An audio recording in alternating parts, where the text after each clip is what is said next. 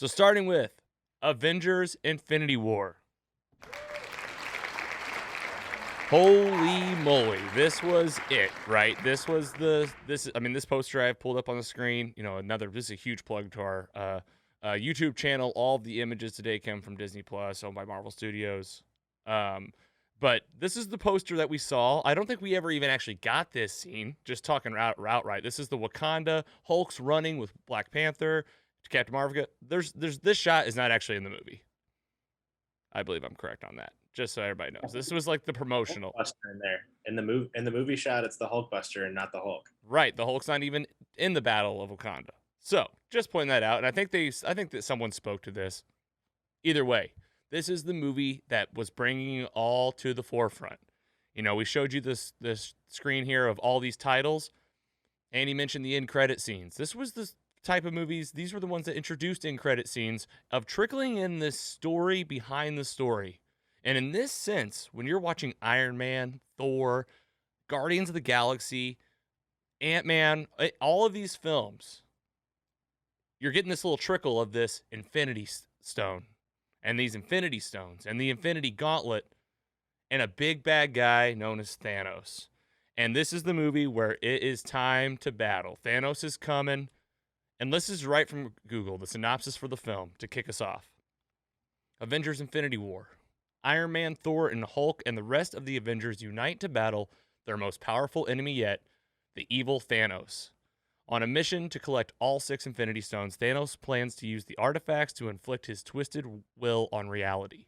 The fate of the planet and the existence itself had never been more uncertain as everything the Avengers have fought for has led to this moment.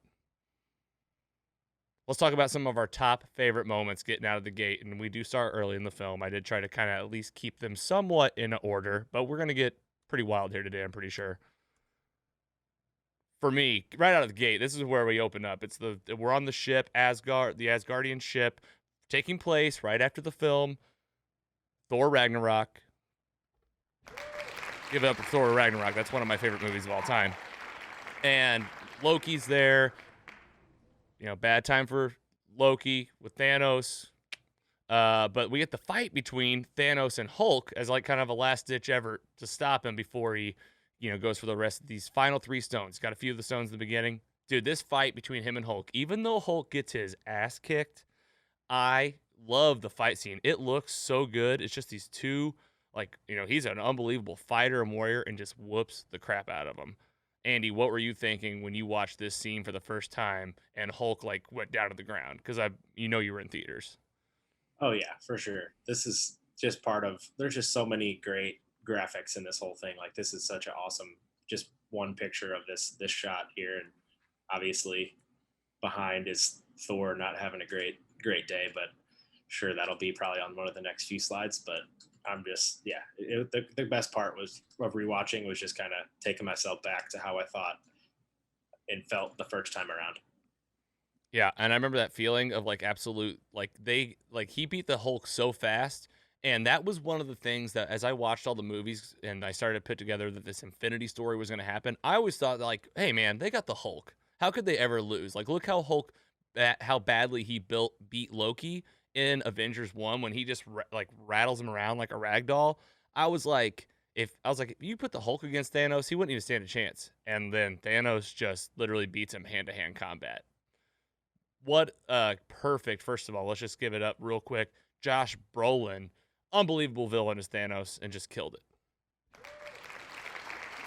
PC Mike, what were your thoughts on Thanos and Infinity War with Josh Brolin's Thanos? I was trying to actually do a little research as you were talking. I was trying to see who is bigger, Thanos or Hulk. And actually, Hulk is 3 inches taller, it says. I don't know if that's anything. Hulk is listed at 8 foot. What is he listed at? 8'5", and Thanos is 8'2". They're just giants. Yeah, and I think Thanos was close to 1,000 pounds. I couldn't find the Hulk's weight. But yeah, I mean, as a kid growing up, you always think Hulk is the end all be all. And then you see this and it's kind of like, whoa, got to take a step back a little bit and kind of check everything that I've known about the Hulk and kind of anything I've known about superhero movies up until now, with the bad guy looking like he's going to prevail, or especially even early on. I know Yeah. a lot of movies early on, the bad guy's doing his thing, he's winning, but this taking down the Hulk and doing all this, I mean, that was shocking to watch it back.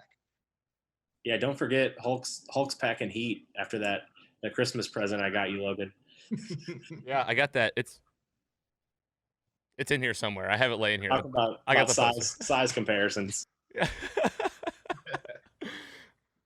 Yeah, it was definitely just a great way for this villain to open up. You guys both said it. Beat the shit out of the Hulk, killed Loki, and presumably killed Thor. And then we obviously know that he didn't kill him. But yeah, Thor has a rough day. He watches his brother die. And what's his name? Heimdall, the Guardian that used to guard Asgard. He dies right in front of him. That was like one of his mentors. So he's just really low in this movie. And all of Asgard died in the ship as well, right? Right at the same time. That's a rough day right there. That's a rough day. You lost your planet. Yeah, your parents are gone. He lost an eye too. He was really down in this one. All right, next up, top moment for sure. One of my absolute favorite scenes is whenever all of the Hulk gets sent back to Earth. Bruce Banner meets up with Doctor Strange. Doctor Strange pulls in Tony Stark immediately. Wu is there. Thanos' bad guy assistants show up to get the Time Stone from Doctor Strange. And I love this sequence of the face-off between Tony and kind of the aliens giving some big speech about, well, you should be welcoming your demise. You're dying at the hands of Thanos. And Tony just cuts him off. He's like, Earth is closed. He's like, get out of here. Get on your ship. Get out of here. We're not messing around. And then you get a fight sequence with the nano Iron Man suit, the nanites, that come out of nowhere, out of his chest. Doctor Strange and Wu teaming up. And then, of course, Bruce can't get the Hulk to come out for the entire movie, which we'll talk about that. I have a whole slide about that. Andy, what was it like for you to see, Tony Stark, Iron Man, fighting with Doctor Strange in the same movie? It's just so weird. They're so different, but their relationship, through the movie, obviously until the end of this one, is just so like dynamic. I feel like just kind of. I mean, we'll get to it later in the ending scene, obviously, with the end game and everything. But I wasn't a huge Doctor Strange fan up until this movie. I just thought he was kind of just a out there character. But you gotta love him after this one, though. Yeah, absolutely. Mike? And would you say a lot of characters weren't, I don't know, with me not being as ingrained as you guys and just kind of popping in and out, there's just so many characters, but then you see it like this and it all kind of just comes together and it's just almost perfect. Like Doctor Strange, I could give two craps about a Doctor Strange movie if I'm being honest. But him in here plays such a pivotal role that it makes you care about the character a little bit more. Yeah, and you're going to care about the Multiverse of Madness because that's going to be wild. Yeah, that's going to be a fun flick. Yeah, I'm a huge Doctor Strange fan. I like the first movie. I loved it, of course. But I think he is one of those characters that people kind of always have in the back of their mind of who is Doctor Strange? What is he? And him in the fight in Thanos, we're going to talk all about it. But I love this sequence just with, Spider-Man ends up showing up. This is when he enters the film. You get a good mix of them fighting in downtown, New York. So I loved how it kind of had some of the ground roots of our OG adventure films with this, aspect of all these characters playing together for the first time. So ship goes up, takes the Time Stone, Doctor Strange, Iron Man, and Spider-Man. These are the Avengers that are going along for the ride back to Titan. And simultaneously at this time, we'll talk about Thor. I think I have a. Let me look forward here real quick. Okay, so yeah, at the same time, Thor has met up with the Guardians of the Galaxy. He's going to go off to Nidavellir, make his axe. Rocket and Groot go with him. Gamora's going to go fight her dad, try to get the Reality Stone from nowhere. And all that goes to shit. Gamora has to go with Thanos. Well, they come back to Titan, the Guardians do, to try to find Thanos and Gamora. And there's a fight scene. in Thanos' ship between the Avengers and the Guardians of the Galaxy. Just a very brief, like, little 3-minute thing. But you get to see like Star-Lord versus Iron Man and using their tech versus each other and flying around each other. You get Drax and the cape like holding him down. Doctor Strange's cape is like holding Drax to where he can't do anything. I just loved seeing all these not just Marvel's always paid off in this way, right? Like during the first Avengers film, they gave us right off the bat like an Iron Man versus Captain America, a Captain America versus Thor, a Thor versus Hulk. Like they give you the payoff of like what happens when these guys like come in contact with each other, and we got a great taste of it in this scene. So definitely one of my top moments here. Any thoughts on the Guardians of the Galaxy in this film? Look at you, Giggler. I think they brought a fun aspect to the movie. I think it felt like whenever they brought them in, it felt like a Guardians movie just in those moments. But what'd you think? Yeah, I agree. I like this scene right here was one of my favorites. I almost spit out my water when the part where Doctor Strange says to Star-Lord, "What master do you serve?" And he's like, "What do you want me to say, Jesus?" And like I that's one of my favorite lines from the whole movie. And it's like we consider them like the Avengers. They're all on a team, but technically right here they didn't even know who each other were at this time. So just to think about unity that comes forward out of all this for the team and everything, I love it. Yeah, and I think one of my favorite lines in the movie is the one right after that where Tony goes, "Oh, you're from Earth," and Peter goes, "No, I'm from Missouri," and Tony goes, "That's on Earth, you dipshit." For sure. This was one of those moments, though. I thought it was like not cringeworthy, but just kind of like, oh, of all the galaxies, we just kind of end up here, huh? I don't know. Too perfect, but it is a movie. They have to come together. But they were coming together because it was all coming to Thanos. So they all end up on Thanos' home planet of Titan. But was this when Thor landed on their ship? It was right after. So Thor, yeah, that it is like there's a lot of space travel happening, and timing is working out in the movie's favor. I'll give you that. But could you argue that Doctor Strange had this all planned all along? He did see one of 14 million possibilities that was the success. Yep. Talking about Titan, talking about Doctor Strange, we have to talk about just the ultimate fight against Thanos on Titan versus the Avengers. Okay, so this was like this was the big payoff, right? This was like, okay, this is what you've wondered the whole time. Like, what does a fight look like against this guy that has a Infinity Gauntlet on his hand and can do anything? And what happens when you bring in a character like Doctor Strange? And what happens when you bring in characters like Guardians of the Galaxy, Spider-Man, and Iron Man? I'll tell you what happens. It's movie magic. Because it's one of the best things I've ever seen. And I catch myself just looking up the fight sometimes, like on I'll just like Google it and just like find it and just watch it again. Because I just love the sequence so much. And go ahead. The visuals are insane. The visuals for this are insane. Visually unbelievable. The CGI is just, it looks legit. Like you believe this Thanos, like you believe these things are happening. Doctor Strange casting all the crazy spells. And then, of course, we have to address the elephant in the room, but Peter Quill just fudging up the whole mission. Big bad. He messed up big bad.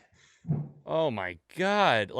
And how did no one stop him? Like Iron Man, like Tony's like, "Hey, don't do this." And I was like, dude, just blast this guy in the face. What are you doing?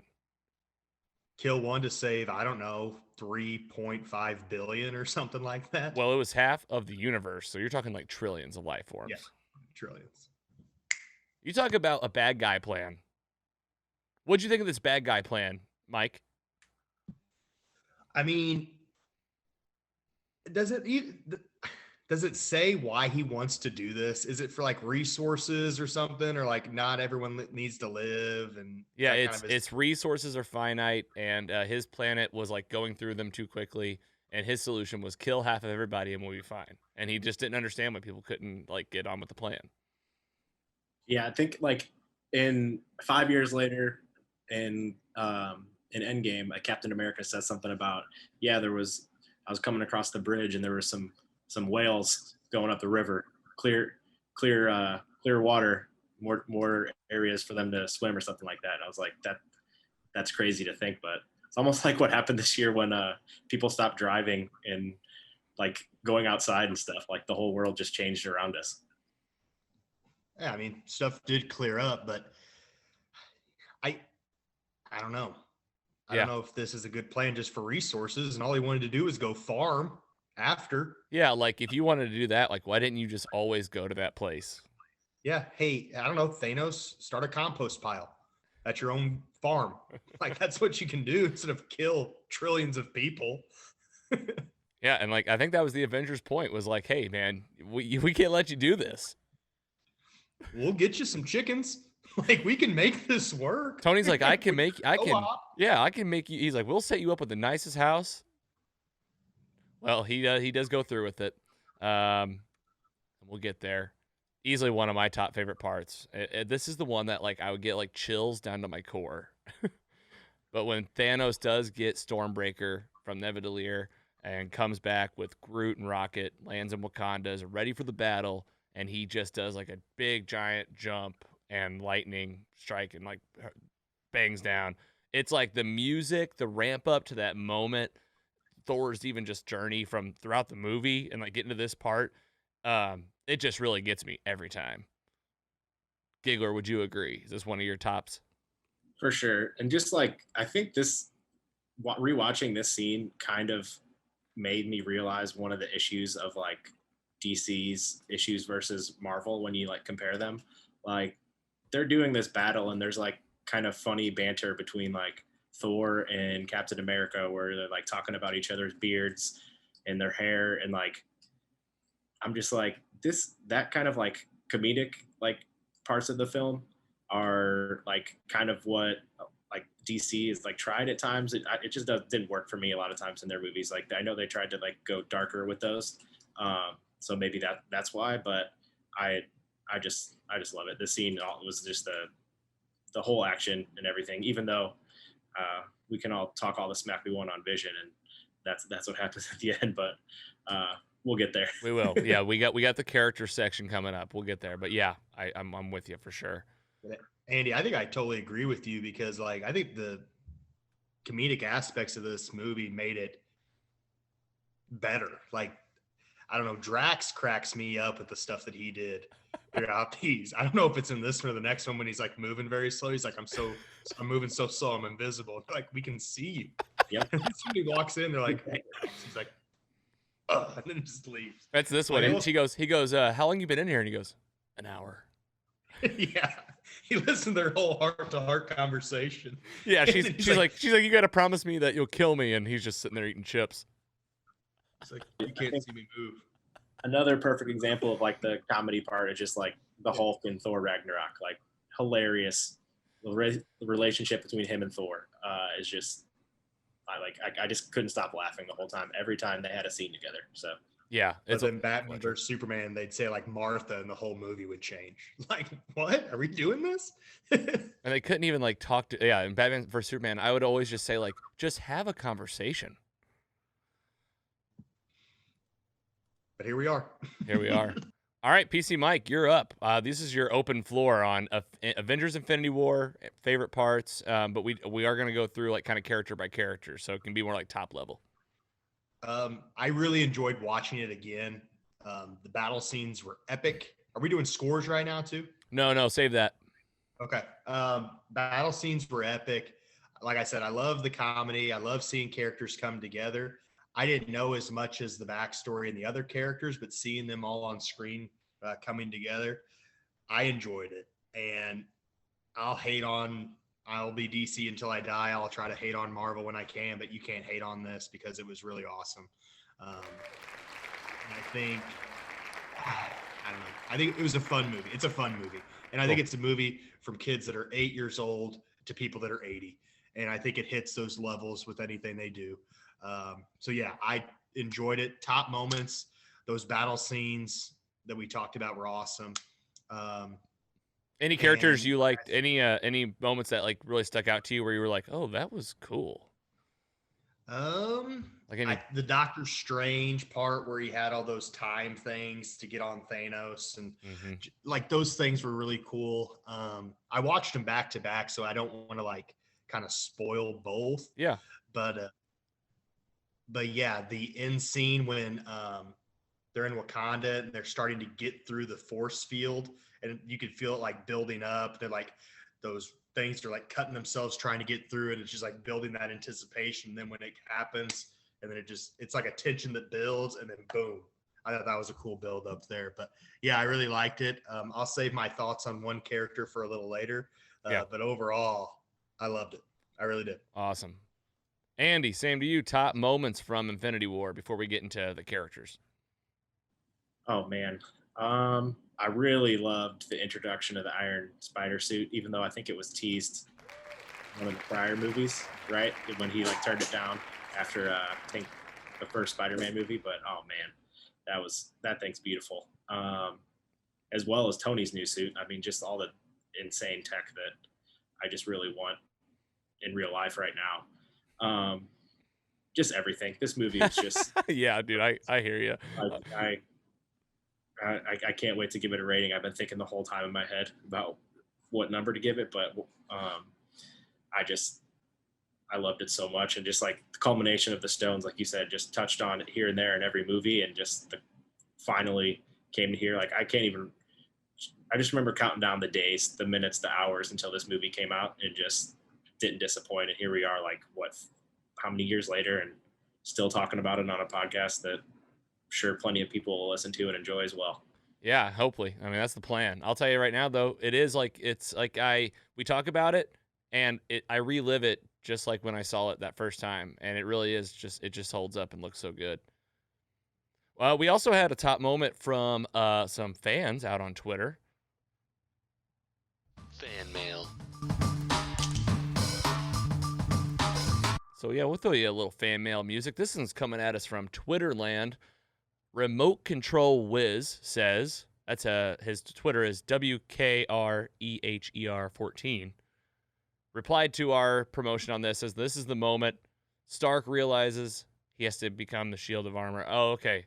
So actually this is from the next movie. So we are going to feature it, Remote Control Wiz, but I'm going to bring it back whenever we talk about End Game. That's on me. I put the slide in the wrong spot. But appreciate you guys that followed along on our promotions of the episode. Be sure to send us in your thoughts and your favorite moments from the movie. We'll still feature you on future shows or on our social media.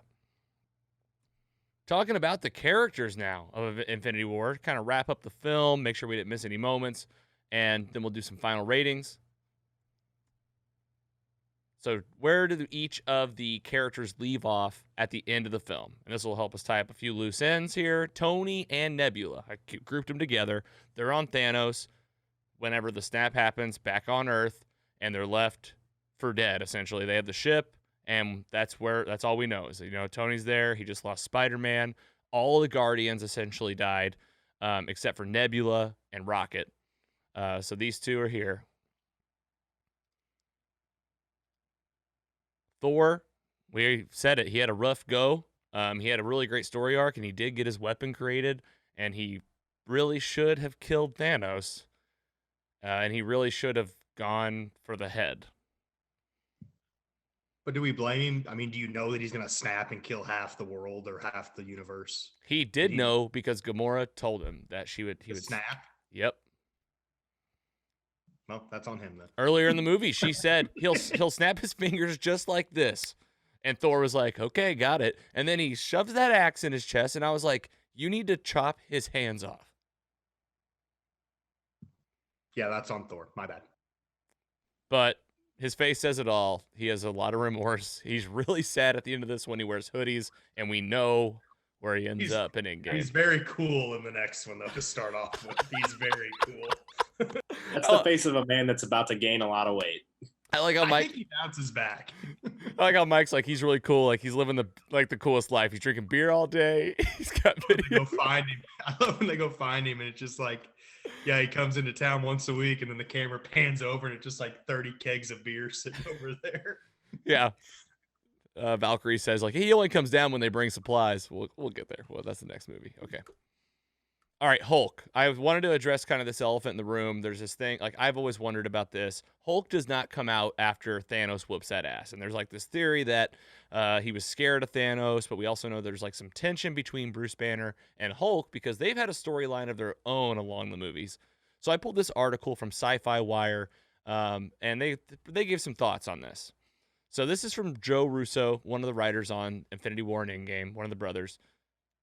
A lot of people had interpreted that the Hulk was scared of Thanos. The Hulk has had his ass kicked before, and so it wasn't like the minute he gets his ass kicked, he's going to run and hide. It's really the notion that the Hulk and Banner have a very dysfunctional relationship, which was explored even further in Thor Ragnarok.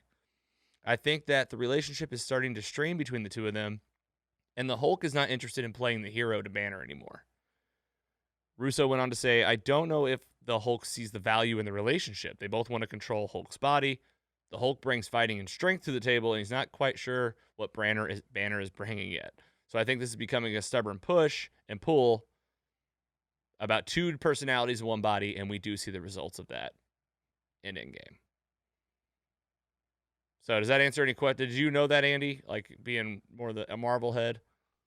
Yeah, kind of. I guess I didn't really think about it too much. Like I never thought in my head that he was scared. I thought it was more so just like, I don't know, just freaked out. I don't know. It just, yeah, I guess I never really thought about this. He's never coming out, dude. Like Banner's always like, come on, Hulk. And Hulk's like, no. He just couldn't get it up. Yeah, he couldn't get it up. Some guys have that problem. All right. He's really trying there, though. So he's really trying. So Mike, you might get to tap into some of your notes here. I don't know if you're saving it for Endgame, but I think, well, probably not. So this was WandaVision. I put them on one slide. It's not a mistake. It's because WandaVision is kicking off Friday. Definitely want to pay attention to what's happening with these characters in these movies. It's important for probably what's happening in the show. So Wanda dies at the end to the snap. Vision had already been dead because Thanos violently ripped the Mind Stone out of his head and threw it down. So they're dead at the end. And just a spoiler alert for Endgame, we're going to talk about it, but Vision is totally dead. Like he does not come back because he wasn't killed by the snap, so he can't be brought back by the snap. A lot of reasons this matter. It's like, when is this WandaVision, all this reality that they've showed us, this sitcom reality, when is it taking place? Is it like when the snap happens? Maybe it's before that. We know that they also had like this 2 years of time in between Civil War and Infinity War, where they kind of clue us into what happened during those 2 years. Black Widow talks to Scarlet Witch in this movie and says, like, you were supposed to be checking in with me.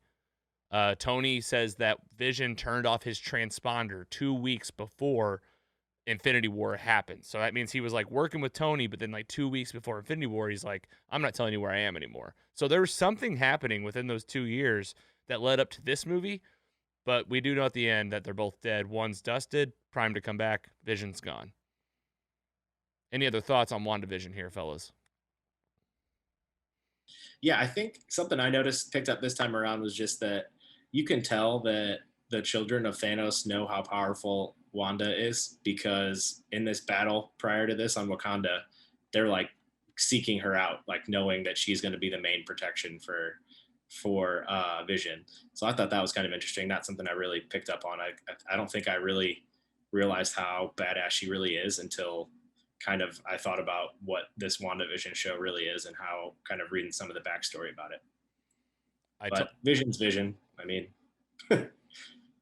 R.I.P. I'm going to give you the floor, Mike. What do you think about Vision? I think he was probably the worst character in all of these movies. Like, you put all the bad stuff about every single character and put them into one, and you found Vision. like you're going to hide a stone in the middle of your forehead and just chill out for the whole movie when the whole world depends on it. Like, come on, man. Like, just, I don't know, go hide somewhere. Go hide. I don't know what to do, but just like go hide. I don't know. There's nothing redeeming about him that I liked. And if a kid has a Vision shirt out there, let me know. I'll buy you a different one. because he is so bad, and I just see no redeemable qualities about him.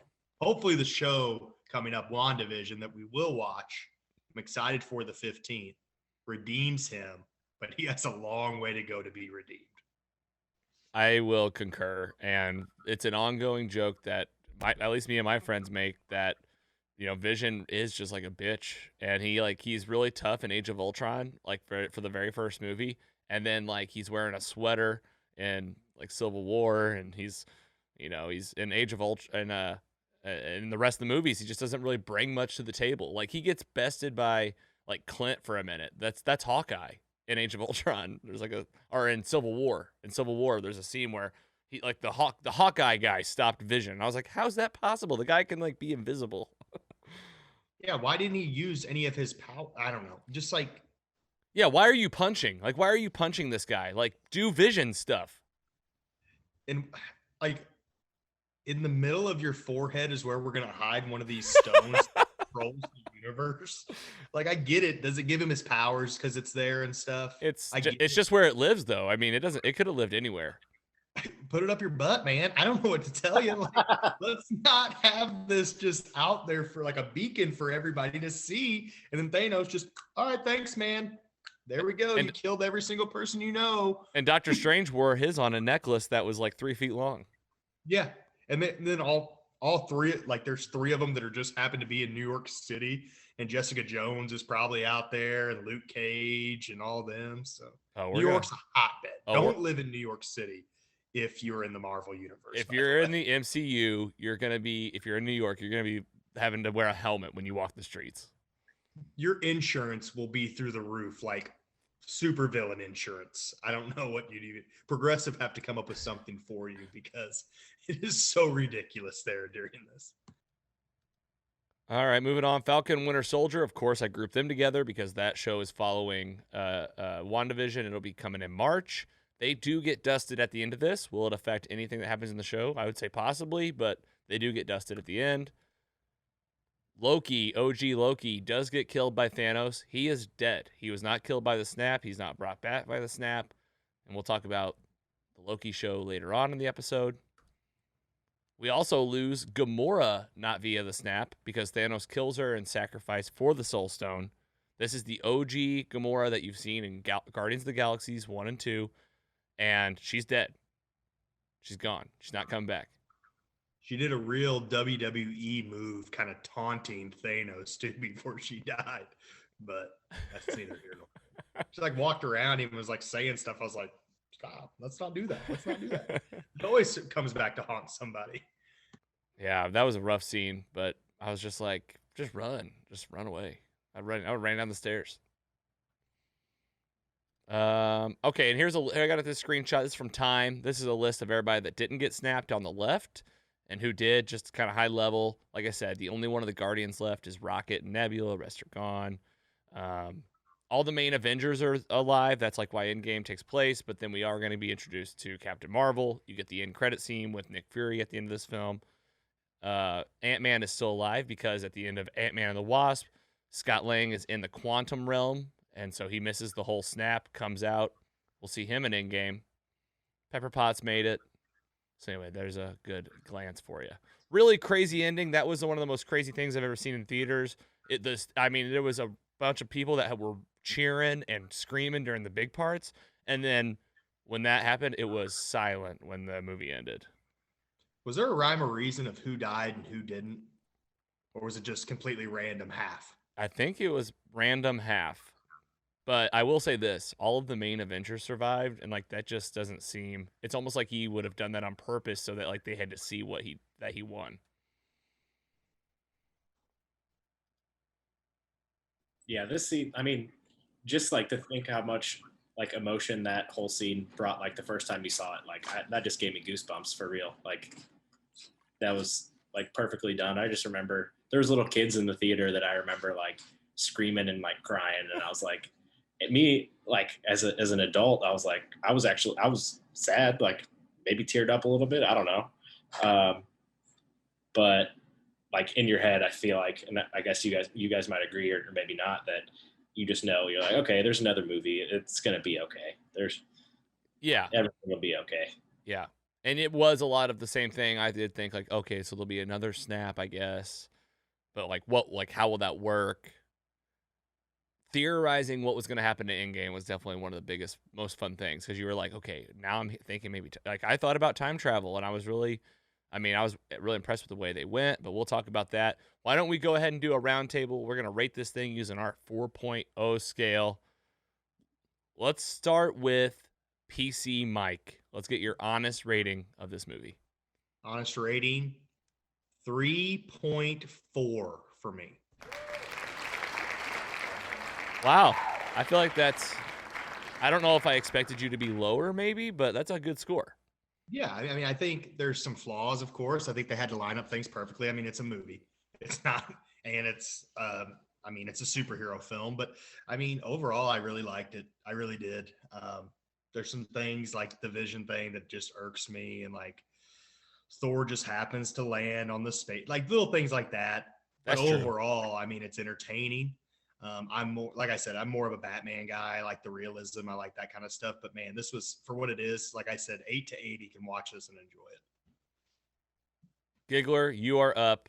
Praise the movie, but give an honest rating. Oh yeah. This is tough.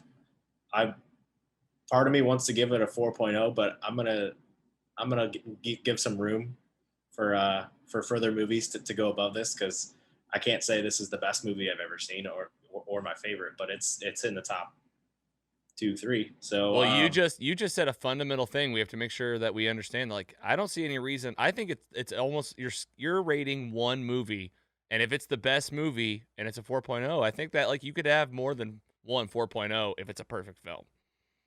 okay, that's a good point. I'll go 3.7. What? There's hardly any flaws in the whole movie, so I can't even. Where would you ding it? I don't think I could. Like, I can't think of anything specifically right now that I disagree with or didn't like. So Well, go 3.7. 3.7's good. I like it. It's a high score. Especially a 4-point scale. That's heavy. I'll rate it right now, and I have to keep myself in check because I'm just like a giddy little kid over here with these movies. So I'm trying to be actually totally unbiased as much as I can and just look at it as this film. Like, do I have problems with it? I think there are parts that it's a long movie and they crammed a lot in, but there were some parts that kind of drug on that it could have been like probably like 5 seconds shorter on a scene on some of them. Nothing major. Other than that, I can't get enough of it, and I'm going to give it an honest rating of 3.9. Because I'm not going to give it an absolute perfect score. I think it has it's like the very rough around the edges, very small little things, and so I'm just barely going to ding it. All right, guys, that's Avengers Infinity War. Way to go. I think we got through it pretty quick. Any final thoughts from you two before we take a break on this movie? Get ready for the next one. Yeah, I'm ready. Yeah, next up, we are going to talk about Avengers End Game, the movie that wraps us up technically. Technically it's Far From Home, but Avengers End Game wraps up Phase 3. And we're going to do the same thing, talk our top moments, talk about the characters, and help you feel good and prepared for Phase 4. So stick around. We'll be right back.